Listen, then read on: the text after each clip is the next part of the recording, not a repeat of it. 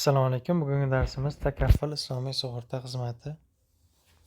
Shariat tamoyillariga muvofiq tarzda xavf muammosini hal etish bo'yicha olib borilgan sa'y-harakatlar natijasida takafful tizimi o'z yuzaga kelgan. Takafful tizimi bu nima? Takafful tizimi bu sug'urtaning islomiy shakli bo'lib, bunda asosiy takafful sug'urta tizimi islom qonun qoidalariga asoslangan bo'ladi. Takaffulning asosiy g'oyasi zarar yoki yo'qotishni sug'urta polisi egalari o'rtasida taqsimlashdir. Va bu jihati bilan u an'anaviy sug'urtadan farq qiladi, chunki an'anaviy sug'urta tizimida xavf sug'urta kompaniyasiga o'tkaziladi. Xalqaro islom moliya tashkilotining ta'rifiga ko'ra, takafful bu ma'lum bir xavf turlari tufayli zarar ko'rish ehtimoli bo'lgan shaxslar guruhi o'rtasida tuziladigan kelishuv jarayonidir. Ushbu jarayonda ishtirokchilar xayriya sifatida to'lovlar to'laydilar va bu to'lovlar mustaqil huquqiy maqomga ega sug'urta fondini tashkil etadi. Fondni esa ishtirokchilarning o'zi tanlagan guruh yoki aksiyadorlik jamiyati boshqaradi. Ular sug'urta faoliyatini yuritadilar va fond aktivlarini muayyan haq evaziga investitsiya qiladilar. Takafful so'zi arabcha so'z bo'lib, u kafala yoki takaffala ildizidan kelib chiqqan bo'lib, kafolat berish yoki o'zaro kafolatlash degan ma'noni anglatadi. So'zma-so'z qilib tarjima qilganimizda esa o'zaro yordam, ko'maklashish ma'nosini beradi. Takafful tizimi arabcha ta'avun, o'zaro yordam va tabarru xayriya ehson tamoyillariga asoslanadi. Bu tizimda bir guruh odamlar ixtiyoriy ravishda o'z mablag'larini bir joyga to'plashadi va bu mablag'lar orqali bir-birlariga yordam ko'rsatishadi. Takaffulning halolligi, ya'ni qonuniyligi esa islomning asosiy manbalari bo'lgan Qur'on va sunnatdan olinadi. Shu bois takafful nafaqat iqtisodiy, balki diniy, axloqiy tamoyillarga asoslangan sug'urta tizimidir.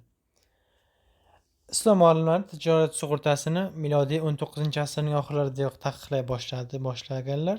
Aksar islom olimlarining fikricha, tijorat sug'urtasi musulmonlar uchun joiz emas, chunki u quyidagi unsurlarni o'z ichiga oladi, ya'ni al-g'arar noaniqlik, al-maysir qimor, ribo, foiz sudxo'rlik. Va buning ikkita sababi quyidagilar. Birinchisi, sug'urtalangan hodisa sodir bo'lishi yoki bo'lmasligi. Agar sodir bo'lsa, tovon miqdori to'langan sug'urta badaliga qanday munosabatda bo'lishi, bularning barchasi noaniqlikka sabab bo'ladi. Masalan, deylik, agar avtomobil sug'urtasi olgan kishi hech qachon avariya sodir qilmasa, o'z zarar ko'radi. Sug'urta kompaniyasiga esa bu foyda bo'ladi. Aksincha, hayot sug'urtasida esa har bir inson o'ladi. Lekin agar o'lim sug'urta badali to'langandan keyin darhol sodir bo'lsa, bu safar mijoz yutadi. Kompaniya esa zarar ko'radi. Bu holat sug'urtani qimor o'yiniga o'xshatadi, ya'ni chunki qimorboz ham o'yinning natijasini ham oldindan bilmaydi.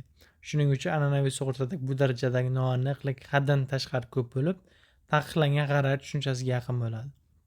Ikkinchisi, sug'urta kompaniyalari ortiqcha mablag'larni foiz asosida investitsiya qiladi va o'sha daromadning bir qismini sug'urta egalariga bonus sifatida to'laydi. An'anaviy islom talqiniga ko'ra bu holat ribo foizli foyda hisoblanadi va shariatda qat'iyan man etilgan. Takafful modellarini ko'rib chiqishimiz mumkin. Takaffulning birinchi modeli bu mudoraba shartnomasi asosida tashkil topgan bo'lib, bu mudoraba modeli deb ataladi. Ikkinchi model esa vakala shartnomasi asosida tashkil topgan va bu vakala modeli deb ataladi. Uchinchi takafful tizimi bu vaqt fondi sifatida tashkil etilgan va bu vaqf modeli deb ataladi. Agar takafful faoliyatida ikki xil shartnoma bir vaqtning o'zida ham vakala ham mudoraba bo'lsa, bunday tizim gibrid model deb ataladi. Takaffulning tarixiga nazar solsak, birinchi takafful operatsiyalari 1970-yilda Misr, Sudan, Birlashgan Arab Amirliklarida amalga oshirilgan. O'sha yili Saudiya Arabistonidagi eng yirik moliyaviy sanoat guruhi Dallah Al-Baraka Group Manamada birinchi sug'urta kompaniyasini tashkil etdi. 1985-yilda esa musulmon huquqshunoslar Oliy kengashi takafful tizimini shariatning barcha qonun qoidalari va talablariga mos keladigan muqobil sug'urta shakli deb tan oladi. 1987-yilda esa dastlabki ikkita yirik sug'urta kompaniyasi va investitsiya kompaniyasi tashkil etiladi. 2024-yildagi holatga nazar solsak, takafful bozor hajmi 2024-yilda 32,85 milliard AQSh dollariga yetdi.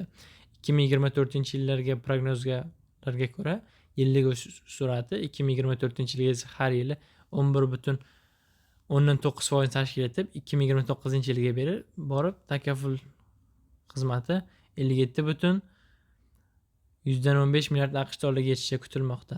O'sishning bunday omiliga sabab musulmon aholining ortib borishiga sabab bo'lmoqda. Eng tez o'sayotgan mintaqa esa Osiyo Tinch okeani mintaqasi hisoblanadi.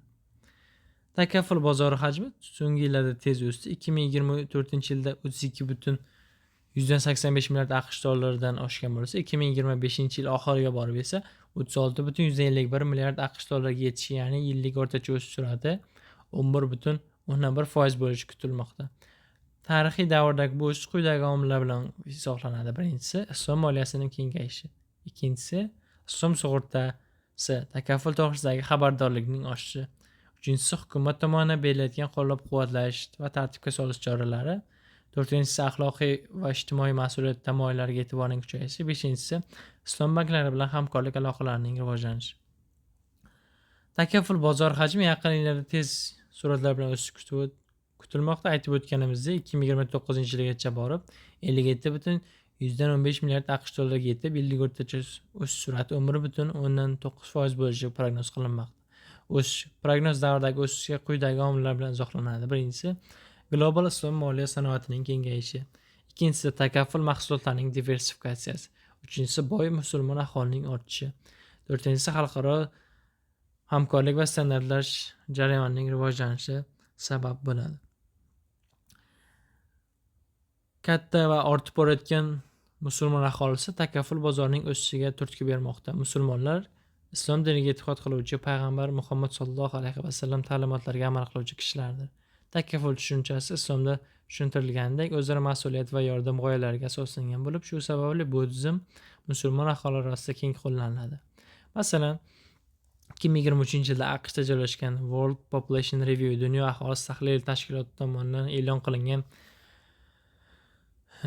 2023-yilda muslim aholining dunyodagi ulushini ma'lumotlariga ko'ra, musulmon aholi 2023-yilda 2 milliarddan oshgani aytib o'tilgan. Hatto 2050-yilga kelib esa musulmonlar aholi soni nasroniylardan ko'payishi kutilmoqda. Eng katta musulmon aholisi esa Indoneziyada istiqomat qiladi va bu yerda aholining 231 milliondan ortiq musulmon yashaydi. Bu esa mamlakatning taxminan 86,7% aholisini tashkil etadi. Shu sababli musulmon aholining ortib borishi takafful bozorining yanada kengayishiga turtki bermoqda. Bundan tashqari, takafful bozorida ommalashib borayotgan muhim tendensiyalardan biri bu mahsulot innovatsiyasi. Bozorda faoliyat yuritayotgan yirik kompaniyalar o'z mavqeini saqlab qolish uchun yangi mahsulotlarni joriy qilmoqda. Misol uchun 2023-yil aprel oyida Nigeriyada joylashgan Etap sug'urta kompaniyasi Afrikada birinchi bo'lib avtomobil takafful sug'urtasi mahsulotini ishga tushirdi. Bu takafful islomiy sug'urta modeliga asoslangan bo'lib, unda foydalanuvchilar o'zaro fondga badal to'laydilar va shu yo'l bilan a'zolarini yo'qotishlardan himoya qiladilar. Etap butun jarayonni boshqaradi va ma'lum muddat yakunida ortiqcha mablag', ya'ni foyda mavjud bo'lsa, uni sug'urta egalari o'rtasida qayta taqsimlaydi. Etap bu raqamli sug'urta ilovasi bo'lib, foydalanuvchilarga atigi 90 soniya ichida avtomobil sug'urtasini rasmiylashtirish imkonini beradi. Shu bilan mavzumiz tamom. E'tiboringiz uchun rahmat.